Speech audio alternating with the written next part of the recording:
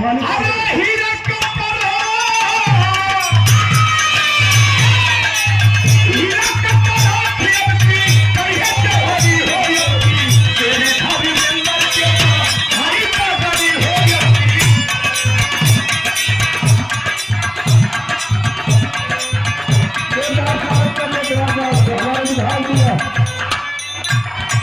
जय हिंद, जय भारत, जय समाज।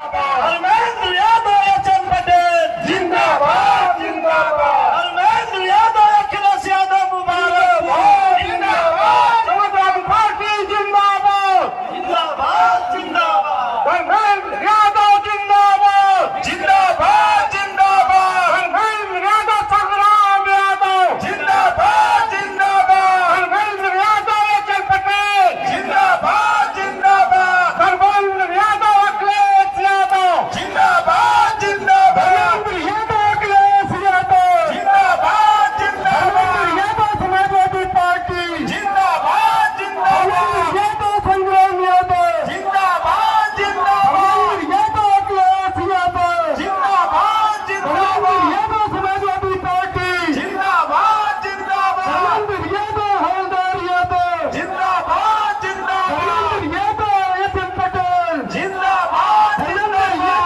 अखिलेश यादव जिंदाबाद जिंदाबाद। यादव अखिलेश यादव जिंदाबाद जिंदाबाद। यादव अखिलेश यादव जिंदाबाद जिंदाबाद। यादव अमर रहे अमर रहे अमर रहे। यादव अखिलेश यादव जिंदाबाद जिंदाबाद। यादव संग्राम यादव जिंदाबाद जिंदाबाद।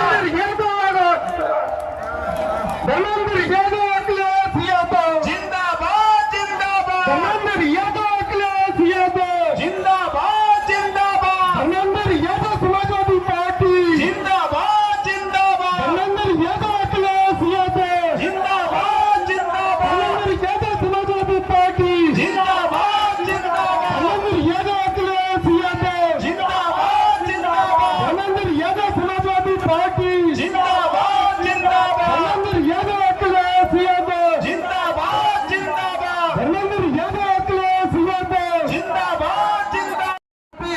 एमएलसी साहब, आप सब अपने महबूब नेता माननीय धर्मेंद्र यादव जी का मैंने जोरदार करेंगे। जो 24 सदी पर अपने नेता धर्मेंद्र यादव जी का सहयोग करने का काम करें।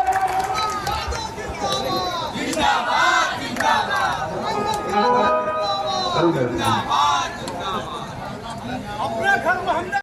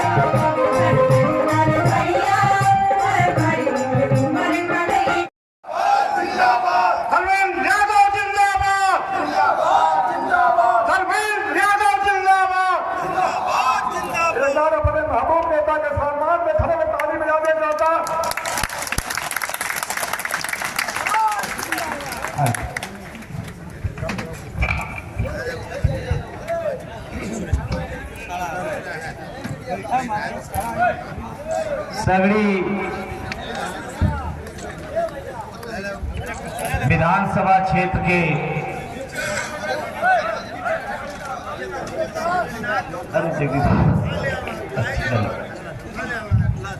सगड़ी विधानसभा क्षेत्र के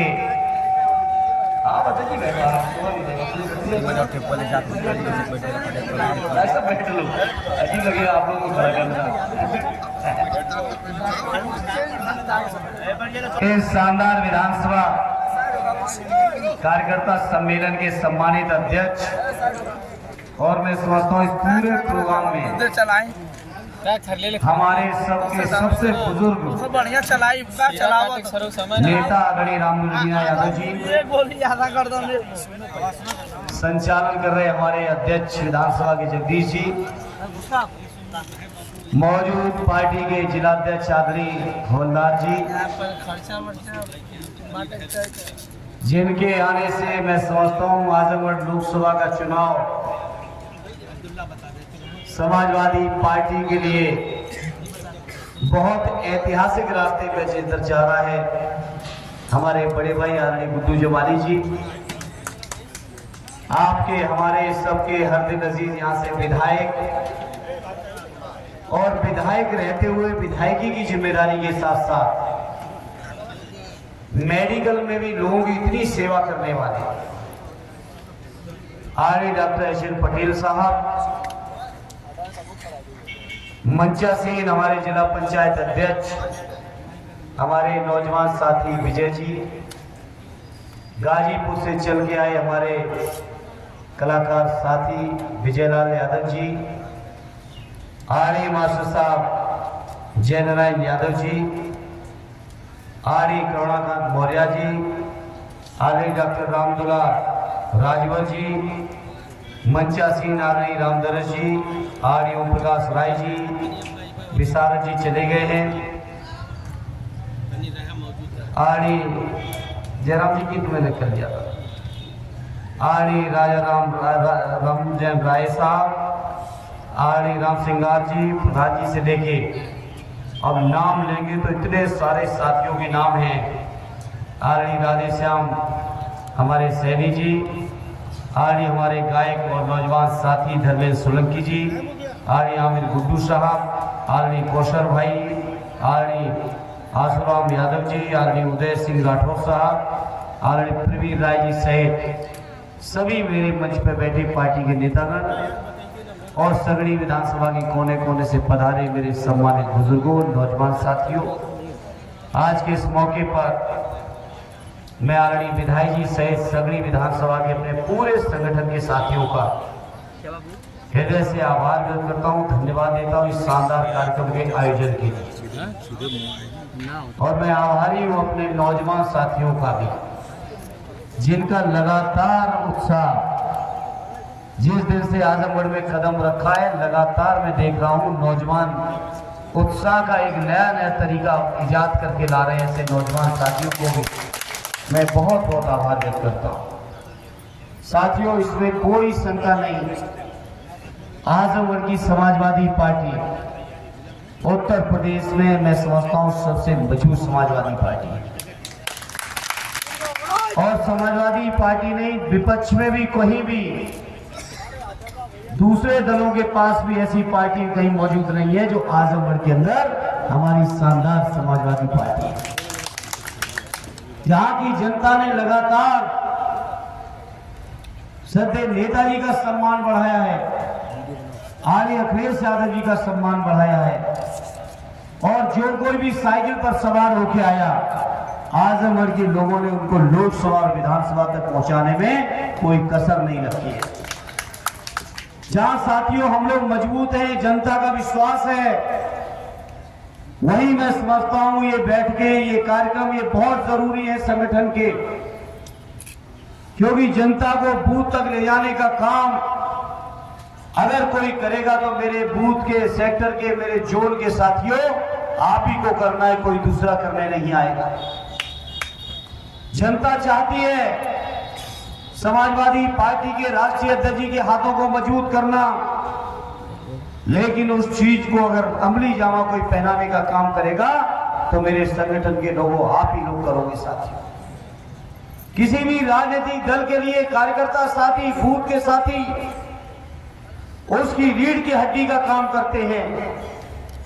तो मैं समझता हूं, मैं अपने आजमगढ़ और सगड़ी के लोगों के बीच आज कह सकता हूं कि हमारे साथी इतने मजबूत हैं। डॉक्टर साहब बता रहे थे कि 24,000 वोटों से जीते हैं, तो अगर डॉक्टर साहब 24,000 से जीते हैं तो निश्चित तौर पे आप सबकी ताकत पे, आपकी दम पे जीते हैं। तो जहां आपने डॉक्टर साहब को भी 24,000 से जिताया, आली जमाली साहब ने चर्चा कर ली, बहुत दोहराने की जरूरत नहीं। पिछली हार हमारी और इसीलिए हो गई थी कि हम दोनों भाई अलग अलग और आमने सामने थे। लेकिन मैं बधाई देता हूं आली जमाली साहब को और माननीय राष्ट्रीय अध्यक्ष जी को कि जो पिछले चुनाव में मेरे लिए सबसे पूर्ण चुनौतीपूर्ण बात थी, इस बार तो मेरी उम्मीदवारी से पहले ही वो चुनौती मेरे माफी करने का काम करने का कर दिया। तो मुझे यकीन है जानी जमाली साहब आज हमारे आपके साथ हैं, और जब ये साथ है तो इनके साथ भी बहुत सारे लोग। जमाली साहब कोई अकेले चलने वाले आदमी नहीं है। निश्चित तौर पर इनके तमाम शुभचिंतक, तमाम समर्थक और समाजवादी पार्टी की अपनी जो बुनियाद है, जब हम सब मिलेंगे तो निश्चित तौर पे भारतीय जनता पार्टी को ऐतिहासिक हार हराने का काम अपनी कार्यकर्ता साथियों आपकी दम पे करें। ये साथियों एक चीज जरूर मैं आपसे कहूंगा, 2019 के चुनाव में भी पार्टी की, हालांकि आजमगढ़ में तो आपने राष्ट्रीय अध्यक्ष जी को ऐतिहासिक वोटों से जिताया था, लेकिन कई क्षेत्रों में जो हमारी हार हुई थी या 22 में हमारी सरकार नहीं बन पाई। हालांकि आजमगढ़ में ये बात नहीं थी, आजमगढ़ के लोगों ने अपना 100% देने का काम किया था, लेकिन उत्तर प्रदेश के अंदर हमारे बहुत से साथी ओवर कॉन्फिडेंस में आ गए थे, इसलिए कहीं ना कहीं हम लोग सरकार से भी दूर हुए हैं। इसलिए साथियों इस मौके पे कहूंगा, जहां परिस्थितियां आपके पक्ष में हैं, राजनीतिक समीकरण, राजनीतिक चीजें आपके पक्ष में हैं, वही हम अपने साथियों से अपील करेंगे कि जब तक 25 तारीख को वोट न डलवा लो और 25 तारीख की रात में जब तक बिहार हाउस में अपनी मशीनें बंद न करा लो, तब तक मेरे नौजवान साथियों चैन से न बैठना, ये मेरी अपील है साथियों। क्योंकि ये बीजेपी के लोग बहुत बेईमान लोग हैं। आप सोचो, विधानसभा के चुनाव में केवल माननीय राष्ट्रीय अध्यक्ष जी ने 24 घंटे पहले, 36 घंटे पहले आह्वान इस बात का किया था कि ईवीएम की रखवाली करनी है, और केवल 36 घंटे के अंदर उत्तर प्रदेश के 32 जिलों में ईवीएम में अनियमितता पाई गई थी। आजमगढ़ के भी हमारे शायद लगभग 28 या 29 साथियों को मुकदमा लिख के जेल में भेजने का काम ये बीजेपी के लोगों ने किया था। तो ये बीजेपी के लोग बेईमानी का कोई रास्ता नहीं छोड़ते हैं, और बेईमानी से भी अगर कोई निपटेगा तो मेरे बूथ के, सेक्टर के, जोन के मेरे साथियों, आपकी ताकत पे हम सब मिलकर निपटेंगे साथियों। इसलिए चुनाव बहुत महत्वपूर्ण है। बहुत सारे मुद्दों पे साथियों ने चर्चा की, मुझे नहीं दोहराना है। मैं आज इस मौके पर यही यकीन और भरोसा आपको दिलाना चाहता हूं कि समाजवादी पार्टी की एक ताकत को इतने मजबूत कर देना कि दिल्ली में भारतीय जनता पार्टी की सरकार जो उत्तर प्रदेश के रास्ते से बनी थी, उत्तर प्रदेश के रास्ते से ये सरकार हट जाए, ऐसा इंतजाम कर देना मेरे भाइयों। और जब दिल्ली से बीजेपी हटेगी तो मैं आपको यकीन दिलाता हूं, गांव की, गरीबों की, किसानों की, नौजवानों की, बुनकरों की, व्यापारियों की, जितने भी हमारे समाज के हर वर्ग लोग बैठे हैं, चाहे दलित समाज के लोग हों, चाहे पिछड़े समाज के लोग हों, हमारे बेरोजगार हों, हमारे किसान हों, हमारे नौजवान हों, हमारे बुनकर हों, हमारे छोटे छोटे दुकानदार हों, हमारे मजदूर हों, समाज के हर वर्ग के साथ जिनके साथ बीजेपी के लोगों ने धोखा किया है, इस धोखे को हम लोग न्याय दिलाने का काम करेंगे और हम लोग सभी लोगों की मदद करने का भी काम करेंगे। साथियों आपको बहुत साथियों, समाजवादी पार्टी की सरकार को आपने देखा है, समाज का कोई वर्ग नहीं बचा जिस वर्ग के कल्याण के लिए हम लोगों ने योजनाएं चलाई हो। आज आपके बीच आने से पहले आदरणीय विधायक जी ने कहा था कि सगड़ी की तहसील के वकील साहिबान इंतजार कर रहे हैं, और मैं जब सगड़ी तहसील के वकील साहिबानों के बीच पहुंचा तो वकील साहिबानों ने सबसे पहले अगर कुछ दिखाया तो सद्य नेताजी और आदरणीय अखिलेश यादव जी के द्वारा जो बनाए हुए चैम्बर थे, वो चैम्बरों की तरफ इशारा किया कि हम लोग खुले में बैठते थे, लेकिन नेताजी और समाजवादी पार्टी की कृपा है कि आज इतने शानदार बिल्डिंग के अंदर हम लोग प्रैक्टिस करने का काम कर रहे हैं।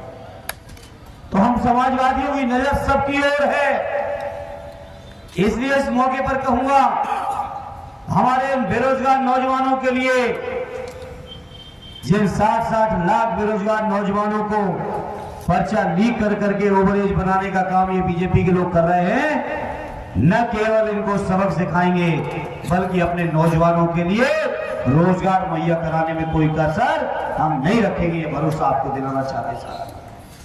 किसान भाइयों की भी आमदनी दूनी करेंगे।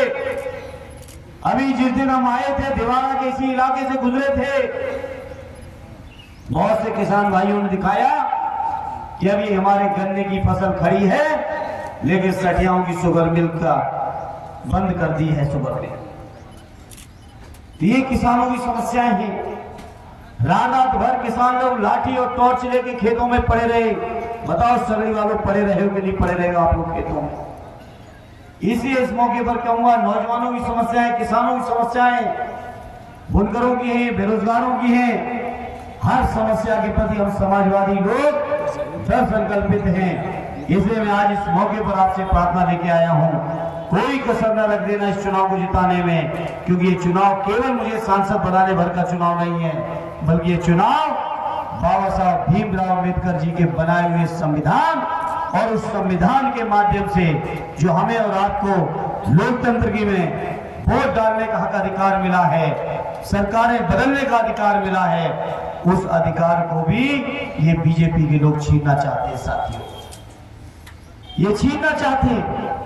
और तभी तो बीजेपी वाले भाषण देते हैं कि अभी इतने साल तक नहीं हटने वाले, उतने साल तक नहीं हटने वाले, लेकिन ये बीजेपी के लोग नहीं जानते हैं, जब देश में तानाशाही होती है और तानाशाही के खिलाफ जब जनता खड़ी होती है तो जनता पुहार कर देती है कि चंडीगढ़ से लेकर कलकत्ता तक खाता नहीं खुला था, इसी तरह से आने वाले समय में बीजेपी के लोगों आपका भी खाता ये जनता नहीं खोलने देगी। ये मैं आज इस मौके पर जनता के बीच आपको कहता हूं।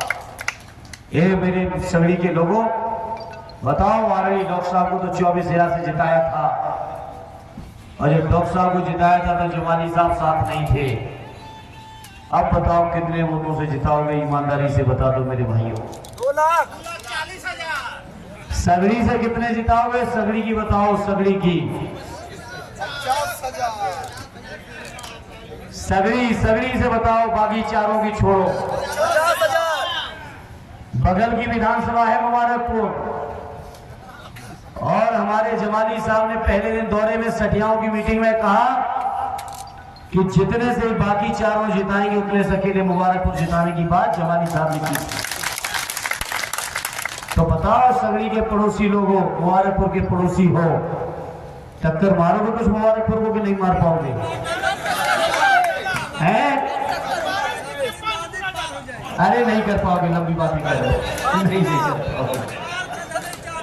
हवा में नहीं, लेकिन हाँ इतना जरूर है, अगर जिम्मेदारी से आपने बूथ और सेक्टर पे काम कर लिया और सभी लोगों को जोड़ने के लिए चल निकले, तो आज समाज का हर वर्ग परेशान है, दलित परेशान है, पिछड़े परेशान है, और मैं समझता हूं किसी दलित परिवार के लोगों के बीच बैठना जाके तो हर आदमी चाहता है कि किसी तरह से बाबा साहब का बनाया हुआ संविधान सुरक्षित बना रहे, ये सबकी तमन्ना है। इसलिए मैं अपने साथियों से कहूंगा, सड़कों पे नहीं, नारे में नहीं, अति उत्साह में नहीं, अगर जाके आप लोगों ने चौपाले लगा के गांव में जाके बैठ गए तो निश्चित तौर पे अभी तक जिन लोगों का कभी समर्थन भी नहीं मिला है, उन भाइयों का भी, उन बहनों का भी समर्थन इस चुनाव में आपको मिल जाएगा अगर आप मेहनत कर लोगे। ये कार्यकर्ता साथियों की बैठक है, कोई जनता की बैठक नहीं है।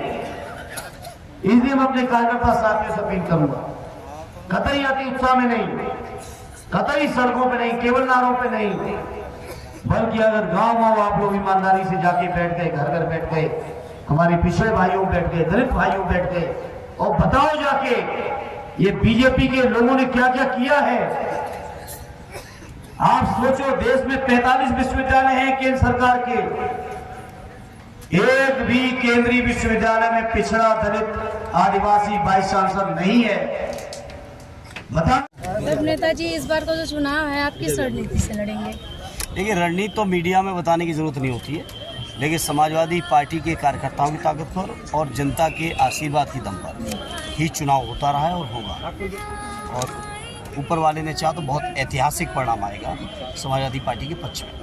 अभी 2-3 दिन पहले डिप्टी सीएम केशव प्रसाद मौर्य आजमगढ़ में आए थे और माननीय राष्ट्रीय अध्यक्ष समाजवादी पार्टी के अखिलेश यादव गए थे मुख्तार अंसारी के यहाँ।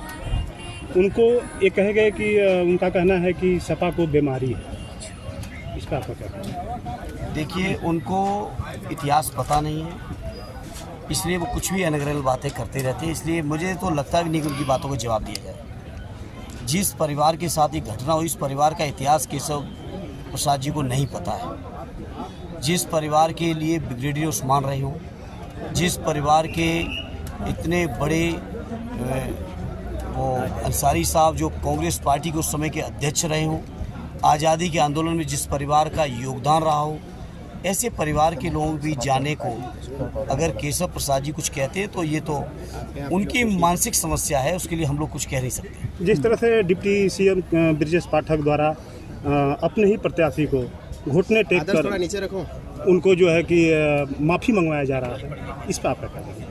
देखिए, इस बात के बारे में तो मैं समझता हूँ जिन्होंने माफ़ी मांगी, सांसद पद के लालच के लिए मांगी, पद प्रतिष्ठा पाने के लिए मांगी, मंत्री पद के लिए मांगी, ये वो लोग जाने। लेकिन मैं ये जानता हूँ राजा सुहेल देव जी के परिवार और ख़ानदान से जो लोग बिलोंग करते हैं, जो लोग उस ख़ानदान के, उस समाज के हैं, वो लोग बड़े स्वाभिमानी लोग हैं और इस तरह की घटना को वो लोग स्वीकार नहीं करेंगे, बल्कि ऐसे जिन्होंने कृत्य किए हैं उनको भी सबक सिखाएंगे और जिन्होंने ये कृत्य करवाए हैं उनको भी सबक सिखाएंगे। हम समाजवादी लोग लगातार कहते रहे कि पिछड़ों के साथ बीजेपी के लोगों का सौतेला व्यवहार है। हम आजमगढ़ की सरजमी पे खड़े हैं। एक बगल के मऊ के ज़िले की जो घटना जिसका आप जिक्र कर रहे हो, दूसरे अगर छोर पे देखें तो अम्बेडकर जिला भी, नगर जिला भी है। वहाँ भी एक बसपा के उम्मीदवार थे जो कभी भाजपा की बहुत बुराई करते थे, वो भी आज उम्मीदवार हैं, लेकिन उनसे माफ़ी नहीं मंगवाई गई, इनसे माफ़ी मंगवाई गई। ये पीडीए के लोग सलीके से इस बात को समझते हैं और इन बातों का जवाब बीजेपी के लोगों को देंगे। और जिन्होंने माफ़ी मांगी इनकी कोई रीढ़ नहीं है, लेकिन समाज के लोग स्वाभिमानी हैं, वो भाजपा को जवाब जरूर देंगे। सर, विधानसभा चुनाव में ईवीएम को लेकर के जो बवाल हुआ था, इस बार भी आपके मंच से ये आशंकाएं जताई जा रही हैं? नहीं, बिल्कुल हम लोग अपने कार्यकर्ता साथियों को सजग कर रहे हैं और करना चाहिए एक राजनीतिक दल के तौर पे। जब चुनाव के मैदान में पिछले पुराने जो खराब अनुभव हैं, उन अनुभवों के बारे में अगर हम चर्चा नहीं करेंगे तो हम कैसे लड़ाई लड़ेंगे? आप सोचोगे 36 घंटे पहले अगर राष्ट्रीय अध्यक्ष जी ने आह्वान किया था और 32 जिलों में अनियमितताएँ पाई गई, आजमगढ़ में भी अनियमितताएँ पाई गई, हमारे 29 साथियों को जेल भेजा गया, तो आप सोचो। तो नेताजी, आपके बैनर से छोटे लोहिया का फोटो गायब है, जनेश्वर मिश्रा जी। नहीं, जनेश्वर मिश्रा जी हम सब समाजवादियों के दिलों में हैं। अब वो क्या डिज़ाइन हुआ है, किस परिस्थिति में हुआ, इस बात के न जाइए। और जनेश्वर जी का सम्मान सिर्फ और सिर्फ अगर किसी ने किया तो समाजवादियों ने किया और समाजवादी ही करेंगे, क्योंकि वो हमारे राजनीतिक पुरखे हैं। सर, टिकट फाइनल होने के बाद जब 3 दिन के लिए आप आए थे तो यहाँ से जो सांसद हैं उन्होंने कहा कि 3 दिन वाले नेता 30 दिन वाले से सामने नहीं लड़ पाए। उनके बारे में मैं क्या कहूँ, उनके बारे में ज़्यादा कुछ सुनना है तो आदरणीय विजय लाल जी से सुनते रहें। कुछ आप भी क्या बताइए। मुझसे क्यों कहलवा रहे हो? उनका ये भी कहना है कि असली वारिस मैं आजमगढ़ में हूँ, माननीय नेताजी का धरती। नेताजी आपके जीते हैं। चलो, कम से कम राष्ट्र सदैव नेताजी का सम्मान किया उन्होंने। उनके द्वारा ये भी कहा गया कि अगर आजमगढ़ में विकास हुआ है तो नेताजी का हुआ है, इसलिए मैं असली वारिस में। नेताजी ने विकास किया, इसीलिए तो समाजवादी पार्टी आज आजमगढ़ में है, क्योंकि नेताजी के दिल में आजमगढ़ बसता रहा है। आज क्या संदेश देना चाहते हैं अपने कार्यकर्ताओं को, मैं अपने सभी पदाधिकारियों कार्यकर्ता को? साथियों से यही अपील करूंगा कि चुनाव की बहुत मजबूती से तैयारी करें। चुनाव की जितनी प्रक्रियाएं होती हैं, हर प्रक्रिया से गुजरने के लिए जो बेहतर से बेहतर तैयारी हो सकती है और जनता के बीच जाएं। और मुझे यकीन है हमारे राष्ट्रीय अध्यक्ष माननीय अखिलेश जी के व्यक्तित्व पर, हमारी पार्टी की नीतियों पर समाज का आज हर वर्ग तैयार है वोट देने को। सर और यही कार्यकर्ता साथियों से हमने अपील की कि सभी के घरों में जा जाके अपील करें। अहम मुद्दा है बेरोजगारी, भ्रष्टाचार, महिलाओं की सुरक्षा, स्वास्थ्य, शिक्षा पर कोई बात नहीं कर रहा है। कोई नहीं कर रहे हैं, हम लोग लगातार इस बात को, आपने भाषण ही नहीं सुना हमारे। पेपर लीक के बारे में हम बात कर रहे हैं, अग्निवीर के बारे में हम लोग बात कर रहे हैं, बेरोजगारी के बारे में हम बात कर रहे हैं, किसानों की आमदनी के बारे में हम लोग बात कर रहे हैं, जो कानून व्यवस्था की दुर्दशा है उसके बारे में हम चर्चा कर रहे हैं। और हम इंतजार कर रहे हैं हमारी पार्टी का घोषणा पत्र आने दीजिए, आप सभी लोगों को इन बातों का जवाब मिलेगा। बहुत बहुत धन्यवाद। 20 पॉइंट तो हमने सुनाया।